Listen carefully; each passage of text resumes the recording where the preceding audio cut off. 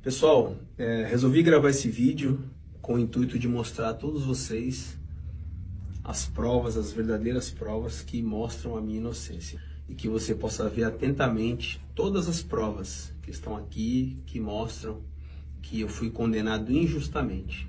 Olha, ninguém sabe o que eu tenho passado, né? Nos últimos anos, você ter sido condenado injustamente. Desde a primeira vez eu sempre tenho frisado que eu sou inocente e ninguém tem me dado ouvido.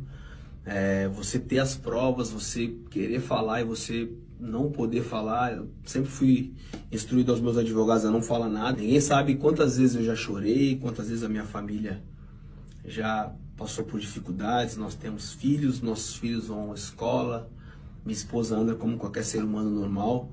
E você ser acusado de algo tão grave, injustamente, ninguém sabe o que eu estou passando. Desde o começo, gostaria de falar a verdade, gostaria de mostrar toda a verdade que prova a minha inocência e eu nunca pude. Então, a minha esperança é que aqui no Brasil eu possa ter o direito de me defender. Para você que é jornalista, que é um jornalista sério e que quer mostrar a verdade, não algo tendencioso, as verdades estão aqui para quem quiser ver, jornalista, advogado, não tem problema nenhum com isso. Né? Igual aquele velho ditado, quem não deve não teme. Mas em determinado momento eu pensei que eu estivesse num filme, de você estar sendo condenado por algo que você não fez. Você tem as provas que mostram isso, você quer mostrar a sua verdade, você também não pode falar porque estava em segredo de justiça, mas agora eu estou falando. Então a minha esperança é que a justiça seja feita e que todos possam ver a minha inocência. Olha, para todos aqueles que me acompanham desde criança, que se algum dia eu fui uma inspiração dentro do futebol para alguém, aí estão as provas que eu jamais cometi um crime. Sempre procurei dar um bom exemplo para vocês. Obviamente que já cometi os meus erros e hoje sou outra pessoa, mas jamais eu cometi um crime. Aqui estão as provas.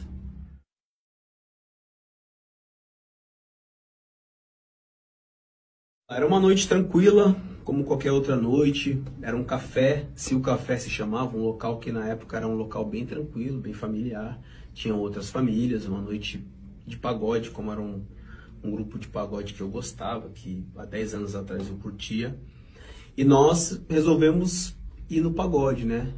Em determinado momento do pagode, a minha esposa decidiu ir para casa. Como eu ia treinar no outro dia, falei para ela que ia ficar poucos minutos a mais e depois eu já ia embora. Logo em seguida, né, eu desci para tocar. Sempre, quem me conhece há muito tempo sabe que antigamente eu gostava de música, de samba. Estava tocando o meu instrumento e uma mulher se aproximou. Normalmente tivemos troca de olhares, né?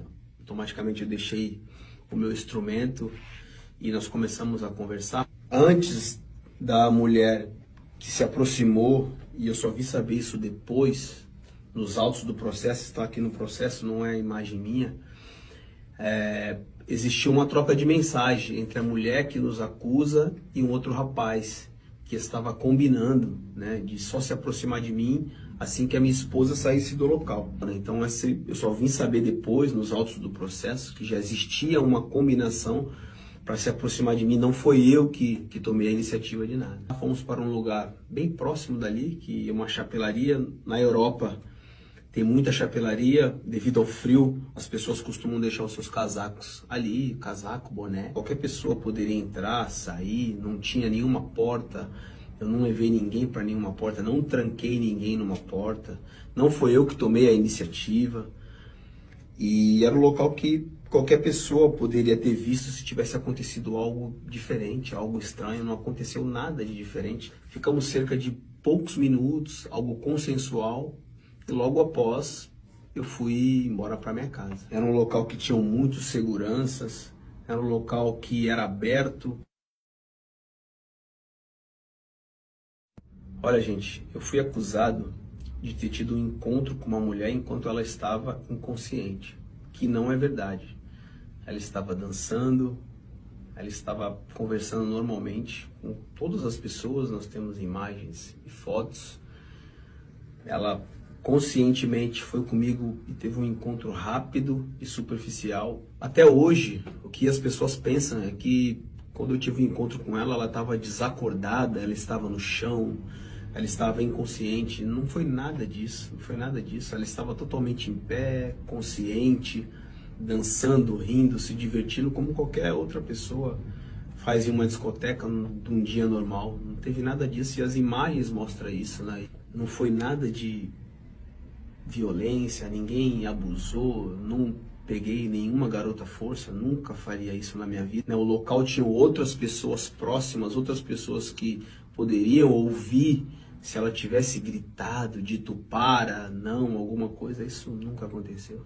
Como pode uma garota estar totalmente inconsciente? Como pode uma garota estar totalmente embriagada, como ela diz estar, e minutos antes ela estava mandando mensagem dizendo que só se aproximaria quando a minha esposa não estivesse no local.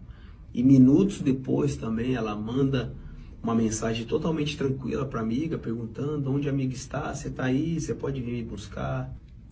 No depoimento que ela deu à polícia, ela disse que foi violentada por 6, né? Mas logo após, ela saiu com os mesmos e foi para uma outra discoteca e continuou se divertindo, dançando. Existe um contexto sobre todos esses áudios que vocês ouviram. Obviamente, eu sou uma pessoa totalmente diferente daquele Robinho de 10 anos atrás. O ser humano, ele evolui. Hoje eu tenho um linguajar totalmente diferente. E para você que ouviu os áudios de maneira isolada, né, para você, principalmente as mulheres, pode achar, pô, eu sou insensível, eu sou um cara escroto, eu não respeito as mulheres. Não é isso. Ali eu estava num ambiente de pressão, eles estavam me pressionando, eu tinha absoluta certeza que eu estava sendo extorquido. As pessoas que me ligavam, que me chamavam, que estavam falando comigo naqueles áudios, eram pessoas que eu não confiava, eram pessoas que já tinham me pedido dinheiro outras vezes, e eu tinha absoluta certeza que eu não tinha cometido um crime, que eu não tinha engravidado ninguém. Então, mais para eu me livrar, para que parassem de me perturbar, eu falei aquelas palavras. Os áudios foram gravados depois de 1 ano. Obviamente, né, eu naquele momento, jogador de futebol, depois de 1 ano, você não lembra de exatamente tudo aquilo que você fez, com quem você anda. Aquelas pessoas que estavam me ligando não eram pessoas confiáveis, não eram pessoas que tinham seus documentos italianos totalmente corretos. Então eu tinha absoluta certeza que alguém estava querendo me extorquir, que eu tinha que pagar 60 mil euros, depois história de gravidez, né? Então eu acabei dando risada não por menosprezo, mas assim como algo que eu fiquei totalmente surpreso, né? Igual alguém chegar para você e falar, você roubou um banco, você faz, eu nunca, não faço isso. Então foi a mesma coisa, a mesma reação que eu tive de dar risada, não com desprezo a uma mulher, ou não por desprezar. A risada foi de pasmo, assim. O que vocês estão falando é totalmente ao contrário. Não existe isso, não existe possibilidade de crime, muito menos de ter engravidado alguém. O encontro que eu tive com ela ali, que foi algo superficial e rápido, eu nunca neguei isso, mas você ter um encontro consensual com uma garota e você cometer um crime, existe uma distância muito grande. Isso nunca aconteceu, então por isso que nos áudios que eu falei que palavras de baixo calão, acabei dando risada, foi porque eu tinha absoluta certeza que eu não tinha cometido nenhum crime e que também não tinha engravidado ninguém. Olha, todo ser humano erra, né? O erro que eu cometi naquele dia foi de não ter ido embora para casa com a minha esposa como deveria ter feito. Mas de você ter cometido um erro com a sua esposa, de você ser um criminoso, cometer um crime, existe uma distância muito grande, né? Muito diferente, é total. Eu acho que todo ser humano comete erros, é digno de ser perdoado. Não estou aqui questionando quem comete um crime. Quem comete um crime dessa magnitude tem que pagar e todas as mulheres têm o direito de se defender, mas não foi o meu caso. O meu caso foi uma grande injustiça.